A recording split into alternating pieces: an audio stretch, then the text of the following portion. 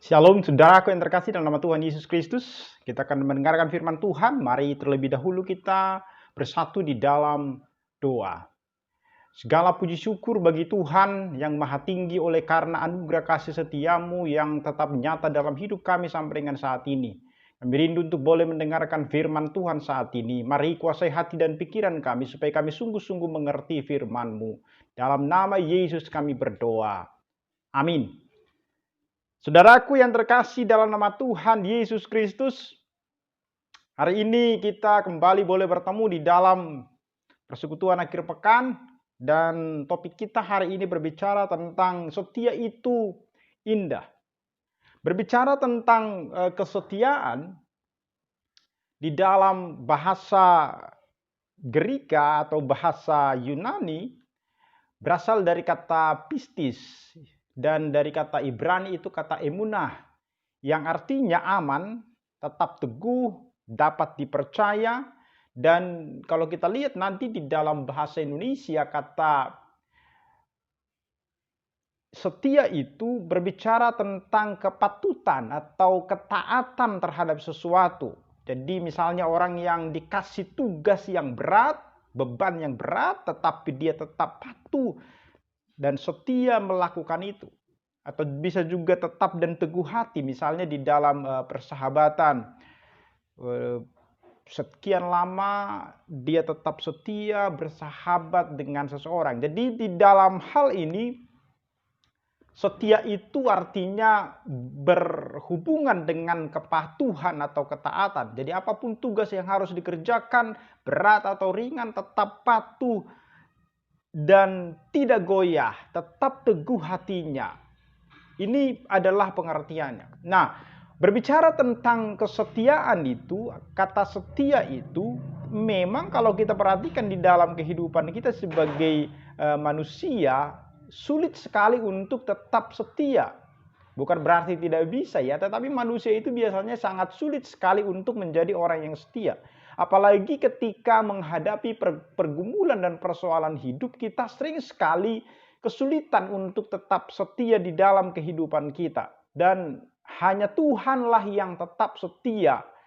Sekalipun manusia berubah setia. Nanti kita lihat di dalam perjalanan kehidupan orang-orang Israel, para hamba-hamba Tuhan di dalam Alkitab, Tuhan itu tetap setia kepada manusia, sekalipun manusianya sering sekali melanggar atau tidak setia kepada Tuhan. Nah, saudaraku yang terkasih dalam Tuhan Yesus Kristus, sebelumnya mari kita membaca firman Tuhan di dalam Roma pasal yang ke-8, ayatnya yang ke-28. Saya yakin kita sudah sangat sering membaca, mendengarkan nats firman Tuhan ini, tetapi sekali lagi kita akan merenungkan kebenaran firman ini. Roma pasal 8 ayat 28. Kita tahu sekarang bahwa Allah turut bekerja dalam segala sesuatu untuk mendatangkan kebaikan bagi mereka yang mengasihi Dia, yaitu bagi mereka yang terpanggil sesuai dengan rencana Allah. Saudara, di dalam kehidupan kita, hal yang umum kita dengarkan adalah bahwa permasalahan yang terjadi di dalam hidup kita adalah salah satu cara Tuhan untuk kebaikan kita. Jadi ketika orang mengalami pergumulan persoalan di dalam hidupnya, permasalahan di dalam hidupnya, di dalam kaitan dengan kesetiaan, nanti kita akan melihat itu, bahwa permasalahan yang terjadi di dalam hidup adalah cara Tuhan untuk kebaikan kita. Jadi permasalahan di dalam kehidupan kita yang terjadi itu adalah cara Tuhan untuk kebaikan kita. Nah, ini hal yang kata yang umum, pernyataan yang sering sekali dan bahkan utama diucapkan banyak orang ketika sesuatu musibah malapetaka menimpa seseorang. Dari nats Roma 8 ayat 28 ini sering sekali diberikan. Tetapi harus kita pahami memang bahwa ayat ini tidaklah mudah diterima di masa-masa sulit. Saat kita menghadapi pergumulan persoalan ketika dikatakan bahwa Allah turut bekerja untuk mendatangkan kebaikan, bisa saja kita dimarahin orang karena bagaimana mungkin sesuatu peristiwa musibah, katakanlah kalau misalnya di dalam satu keluarga terjadi musibah kecelakaan, satu orang anak bayi yang atau satu orang anak kecil tinggal kemudian seluruh keluarganya meninggal dunia, atau katakanlah di dalam situasi bangsa kita sekarang ada banyak orang yang meninggal di dalam satu keluarga, kakak, adik, bapak meninggal, tinggal satu di keluarga itu. Kalau kita katakan bahwa Allah turut bekerja mendatangkan kebaikan bagimu lewat peristiwa itu bukanlah hal yang mudah untuk diterima. Bagaimana mungkin bencana mendatangkan kebaikan untukku? Itu pasti adalah pernyataan ataupun jawaban daripada setiap orang yang kalau kita katakan bahwa Tuhan mau mendatangkan kebaikan bagi dia lewat peristiwa itu. Memang pada masa itu ketika kita memberikan itu, ketika orang mempertanyakan kepada kita, maka kita susah untuk menjawab. Kita mungkin hanya bersama dia, mendukung dia. Tetapi saya mau katakan adalah bahwa memang kalau kita perhatikan di dalam perjalanan kehidupan kita, sesungguhnya kita akan melihat bahwa nats itu sungguh-sungguh betul. Kenapa? Karena kesedihan sering sekali membawa orang untuk lebih dekat dengan Tuhan. Pergumulan persoalan sering sekali membawa seseorang lebih dekat, bahkan lebih mengenal Tuhan. Jadi cara kita mengenal Tuhan sering sekali yang dipakai oleh Tuhan adalah lewat pergumulan, lewat persoalan yang kita alami di dalam kehidupan kita. Jadi lewat pergumulan yang terjadi, masalah yang sedang kita hadapi adalah salah satu cara yang Tuhan izinkan untuk kebaikan kita. Amin. Seharusnya ini menjadi satu walaupun nanti ketika kita mengalaminya tidak mudah kita untuk mengaminkan itu. Nah, saudaraku yang terkasih, sekalipun nats ini susah untuk kita pahami, tetapi kalau kita melihat nanti banyaknya kesaksian orang percaya yang telah meneguhkan kebenaran yang dikandung oleh nats itu, sesungguhnya kita juga melihat itu misalnya di dalam kehidupan pencipta lagu himn yaitu Fanny Crosby. Di dalam berbagai contoh kehidupannya yang kemudian dia sampaikan lewat syair dan pujian. Dan kita lihat itu kebaikan itu datang dari musibah yang menimpa dirinya. Yaitu ketika dia berusia masih 5 tahun dia mengalami kebutaan akibat kesalahan daripada dokter yang menangani dia. Dan ketika dia sudah berusia 8 tahun, dia sudah menuliskan lagu him dan menulis puisi yang begitu indah, dan sampai hari ini kita boleh nikmati itu. Ada sekitar 8.000 lagu puisi dan lagu him yang diciptakan oleh dia.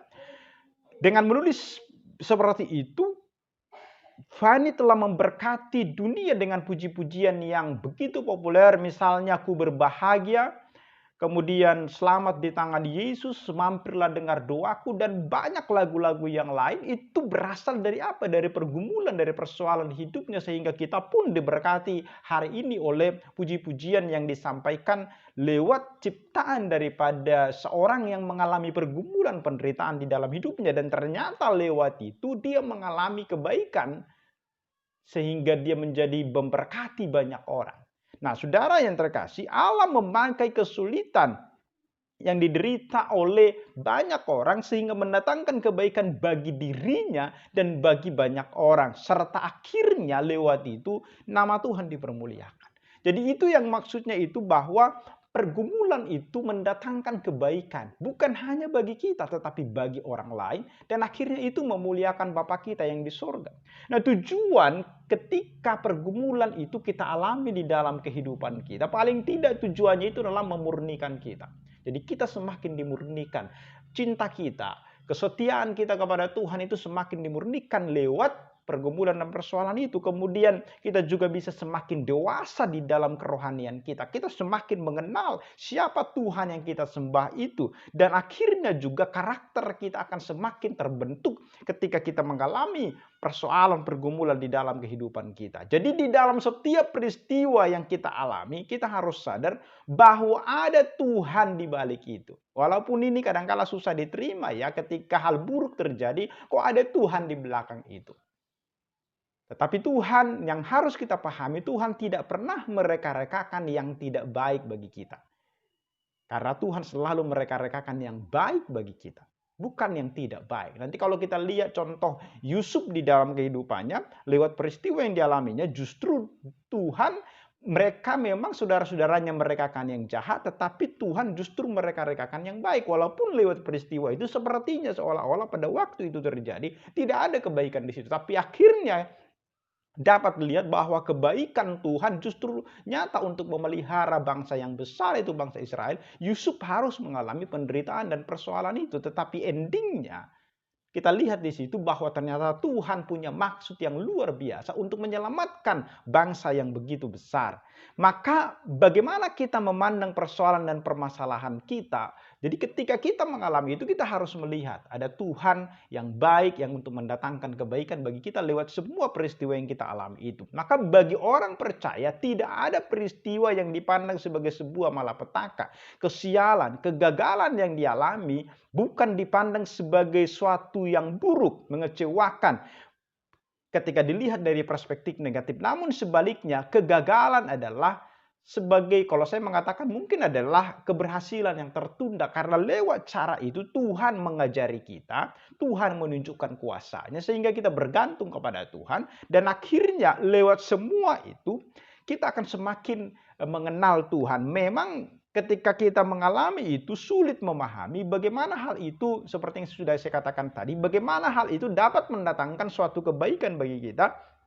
Dan kita pun tidak akan selalu bisa melihat kebaikan itu dalam hidup kita. Tetapi Allah jelas mempunyai maksud yang baik dan Dia harus kita aminkan itu. Dia selalu menyertai kita.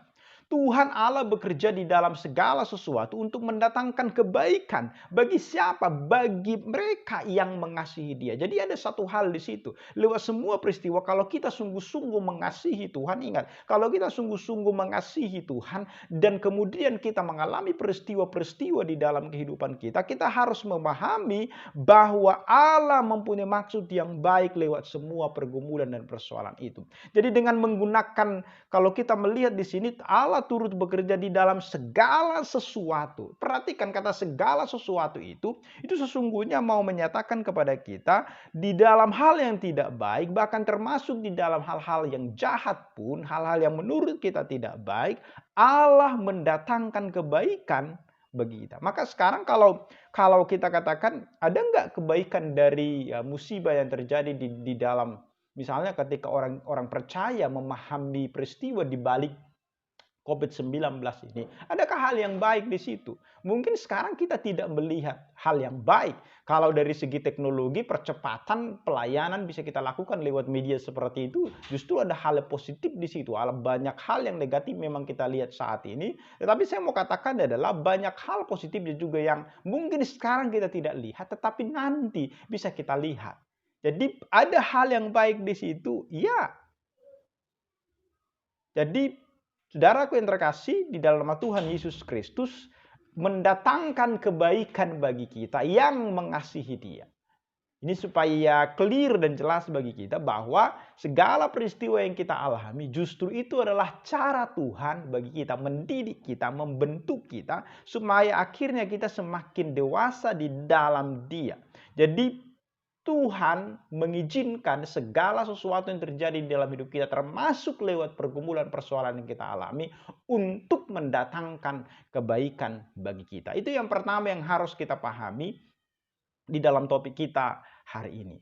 Nah, yang kedua, bahwa di dalam semua peristiwa itu yang kita alami itu, Tuhan kita, secara khusus Allah Tritunggal itu, Yesus Kristus, Allah Bapa, Roh Kudus itu selalu setia kepada kita anak-anaknya ketika kita menghadapi pergumulan. Jadi Yesus atau Tuhan kita, Allah Tritunggal, selalu setia kepada anak-anaknya dalam menghadapi pergumulan. Jadi ketika kita mengalami pergumulan persoalan di dalam hidup, Tuhan itu setia kepada kita. Jadi satu hal yang harus kita imani, Allah itu adalah Allah yang setia di dalam setiap waktu, di dalam seluruh kehidupan kita. Tidak pernah sekalipun Tuhan meninggalkan kita. Pelajaran menarik yang dapat kita lihat, misalnya itu di dalam apa yang dialami oleh Nabi Habakuk di dalam kitab Habakuk. Ketika dia merasa ditinggalkan, dibiarkan Tuhan. Kita melihat nanti kalau kita membaca di dalam Habakuk pasal yang pertama ayat yang kedua. Misalnya kalau saya membacakan untuk kita hari ini. Di dalam Habakuk 1 ayat 2, berapa lama lagi Tuhan aku berteriak tetapi tidak kau dengar, aku berseru kepadamu penindasan tetapi tidak kau tolong. Nah, seolah-olah di dalam peristiwa ini Habakuk ditinggalkan oleh Tuhan. Tetapi perhatikanlah, kita melihat ada keluhan, ada jeritan Habakuk. Mengapa kejahatan sepertinya tidak dihukum? Mengapa Allah diam atau tidak mendengarkan jeritan umatnya? Mengapa dia dibiarkan menghadapi pergumulan itu seorang diri? Dia berkata, berapa lama lagi Tuhan aku berteriak tetapi tidak kau dengar. Aku berseru penindasan tetapi Tuhan tidak menolongku. Seruan ini terjadi karena pada masa itu bangsa Kasdim atau Babilonia itu sangat menindas dengan begitu kejam orang Israel. Padahal mereka adalah bangsa fasik, sedangkan Israel adalah umatnya. Tetapi dia melihat pergumulan yang dialami oleh Habakuk ini, sesungguhnya kita melihat memang apa yang dialami Habakuk sepertinya Tuhan meninggalkan dia. Dan harus saya katakan kepada kita adalah pergumulan persoalan dihadapi oleh Nabi Habakuk ini, kita pun bisa saja mengalami itu. Mungkin kita sudah menunggu Allah menyembuhkan kita dari saat ini ada penyakit yang ada di dalam hidup kita. Tetapi Tuhan tidak sembuhkan kita. Atau ada orang yang kita kenal yang cinta Tuhan. Kenapa penyakit itu menyerang dirinya? Misalnya kita yang bekerja, kita mengalami diskriminasi di kantor, di tempat kita bekerja. Kemudian kita berteriak, Tuhan kenapa engkau tidak menolongku? Kita mungkin mengalami hal seperti itu. Atau ketika kita di dalam studi kita mengalami diskriminasi. Dosen belum mengasih tugas akhir kita, proposal kita. Padahal orang lain yang mungkin ugal-ugalan, jahat dan lain sebagainya. Langsung mereka di ACC, tetapi kita yang begitu setia kepada Tuhan, tapi Tuhan sepertinya seolah-olah dia membiarkan kita mengalami itu. Ketika kita mengalami penindasan misalnya, sepertinya Tuhan diam. Nah, hal yang seperti ini sama seperti yang dialami oleh Nabi Habakuk itu. Atau hal yang lain misalnya usia kita sudah sekian lama, tapi jodoh belum ketemu, ya kan? Kadang-kala kita berteriak kepada Tuhan, kenapa Tuhan justru orang-orang lain yang tidak setia kepada Tuhan langsung ketemu jodohnya, kita yang setia kepada Tuhan tapi kita tidak ketemu. Di mana keindahan daripada kesetiaan itu? Nah, kita mungkin akan berkata seperti itu, sama seperti Nabi Habakuk, dia tidak melihat tangan Tuhan menolong dia. Pekerjaan yang tidak kunjung dapat, sudah sekian lama, sudah lulus kuliah, sudah lama sekali kita menantikan, memberikan lamaran, menjatuhkan lamaran kemana-mana, tetapi lamaran kita tidak diterima, kita bahkan mungkin tidak pernah dipanggil. Ya, bisa saja kita dipanggil, diwawancara, tapi tidak pernah lulus, tidak pernah dipanggil berikutnya lagi, tidak diterima bekerja. Bagaimana hal yang seperti ini?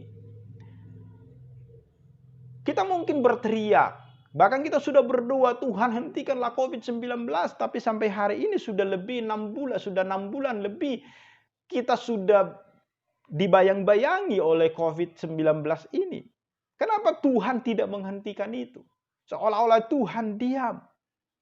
Kita bertanya kepada Tuhan, berapa lama lagi Tuhan? Kita bertanya dan berseru kepada Tuhan, mengapa Ia tidak menolong kita?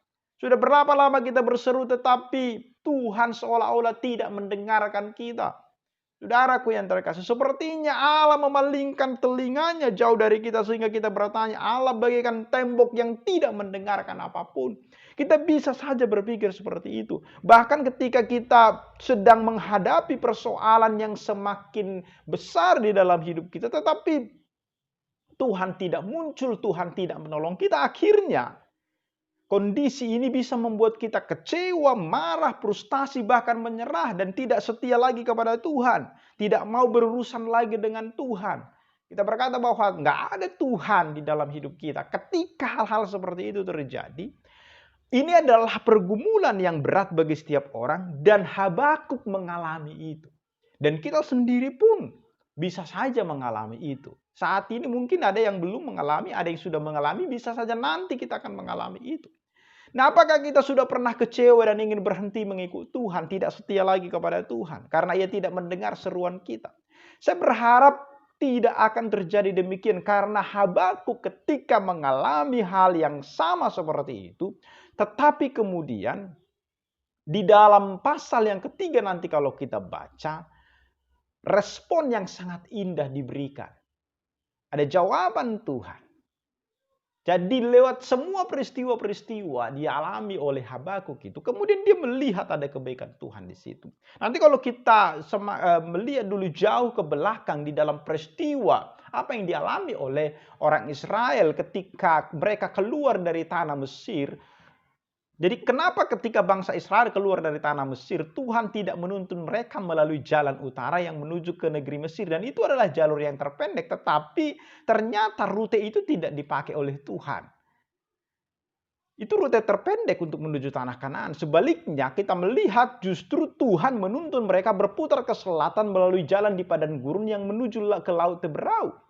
Berjalan menuju padang gurun yang berarti Israel berjalan menuju bahaya dan kesulitan. Justru ada persoalan pergumulan di sana yang begitu berat. Bisa saja mereka akan kekurangan makanan, minuman, serta ancaman serangan dari binatang buas. Belum lagi cuaca yang begitu berbahaya di sana. Tetapi kita melihat di tengah-tengah kesulitan bahaya yang mengancam itu, Tuhan tidak pernah meninggalkan Israel sendirian. Sama seperti Habakuk itu tadi. Tuhan tidak meninggalkan Habakuk.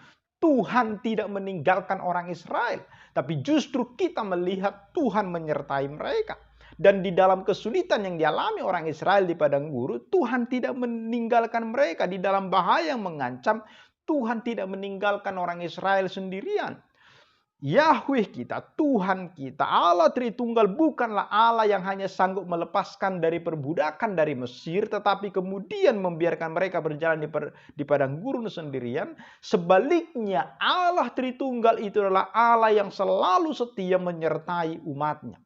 Nah, penyertaan Tuhan itu diwujudkan melalui apa? Kehadiran Tuhan lewat tiang awan dan tiang api.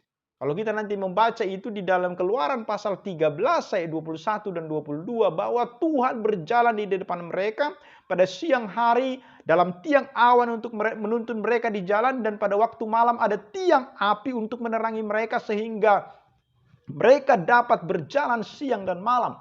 Dengan tidak beralih, tiang awan itu tetap ada pada siang hari dan tiang api pada waktu malam di depan bangsa itu. Tiang awan dan tiang api adalah merupakan manifestasi kesetiaan Tuhan, keterlibatan Tuhan di dalam kejadian-kejadian yang dialami orang Israel selama pengembaraan mereka di padang gurun. Allah tetap setia.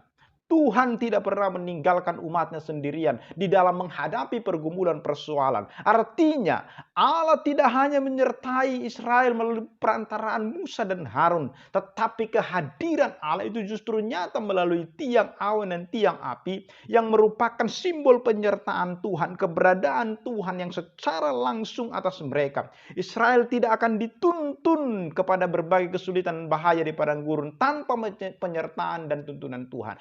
Demikian di dalam kehidupan kita. Tuhan tidak akan membiarkan kita sendirian ketika menghadapi pergumulan persoalan itu.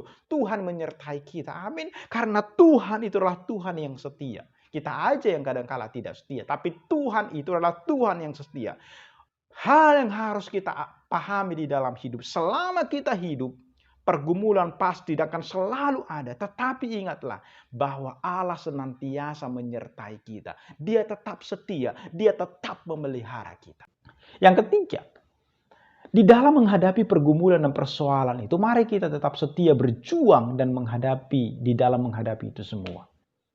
Karena kita tahu tadi bahwa setiap persoalan pergumulan itu mendatangkan kebaikan bagi kita. Dan ketika kita mengalami pergumulan persoalan itu ada Tuhan yang selalu menyertai kita. Dia tetap setia, maka kita pun harusnya tetap setia di dalam perjuangan kita mengalami pergumulan. Saya sudah katakan tadi pergumulan persoalan itu akan tetap ada selama kita hidup. Maka yang terbaik kita lakukan sekarang adalah karena Allah itu setia dan akan menyertai kita, berjanji akan selalu menyertai kita, maka sekarang kita pun mari tetap setia dan berjuang.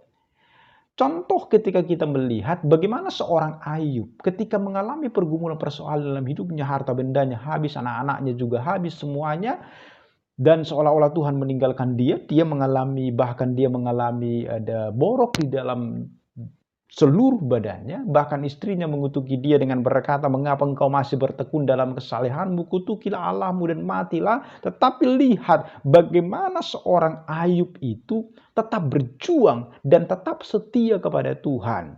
Dengan berkata, "Engkau seperti perempuan gila." Apakah kita hanya menerima yang baik dari Allah tetapi tidak mau menerima yang buruk? Bukan Allah menginginkan yang tidak baik terjadi dalam hidup kita. Jelas Allah tidak menginginkan itu sesungguhnya. Karena Allah itu baik dan hanya kebaikan saja yang datang dari Allah. Ini harus kita pahami.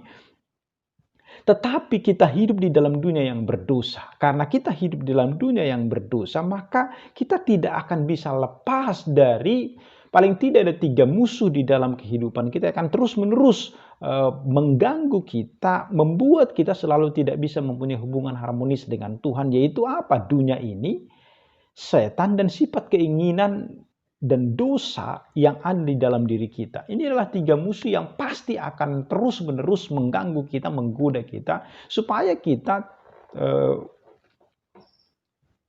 bahkan mungkin menjauh dari Tuhan, tidak percaya kepada Tuhan.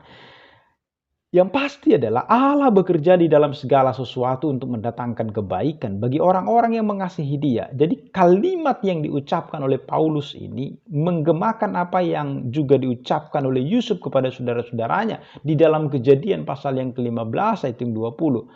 "Memang kamu telah mereka-rekakan yang jahat terhadap aku, tetapi Allah telah mereka-rekakan untuk kebaikan." Maka lihat di dalam semua peristiwa itu, ketika seorang Yusuf juga setia, lihat peristiwa yang dialaminya. Saudara-saudaranya menjahati dia, menjual dia, dia sampai ke rumah Potifar, istri Potifar menggoda dia, bahkan sampai berbohong, sampai melemparkan dia ke dalam penjara. Tetapi lihat Tuhan tetap menyertai dia. Yang sebelumnya kita melihat tidak ada kebaikan yang dialaminya di dalam hidupnya, justru kemudian lewat itu Allah memelihara bangsa Israel. Lewat peristiwa dalam tanda kutip yang buruk yang dialami oleh dalam kacamata kita sebagai manusia itu adalah hal yang buruk, tapi justru lewat itu Tuhan bekerja untuk apa? Memelihara di kemudian hari bangsa Israel. Memang waktu peristiwa itu terjadi, kita tidak melihat ada kebaikan di situ, tetapi justru kemudian setelah beberapa tahun berikutnya ada kebaikan yang justru Allah perlihatkan. Jadi lewat peristiwa yang dialami oleh Yusuf, justru Allah menyertai umatnya, Allah menyertai Yusuf. Nah, ini hal yang harus kita pahami di dalam hidup kita. Dan akhirnya, supaya kita mengingat janji penyertaan Tuhan di dalam setiap pergumulan yang kita alami di dalam kehidupan kita. Maka saudaraku yang terkasih, tetaplah setia kepada Tuhan. Pergumulan apa yang sedang engkau hadapi sekarang? Setiap kita pasti mengalami itu. Ada yang sebagian orang itu kecil mungkin, ada yang ringan, ada yang berat. Tetapi ingatlah, di dalam semua hal itu, Tuhan itu baik bagi kita. Mungkin sekarang kita berkata, berat sekali. Tetapi nanti lihatlah, tangan Tuhan akan menuntun kita, menyertai kita. Tidak ada pergumulan yang tidak bisa diselesaikan.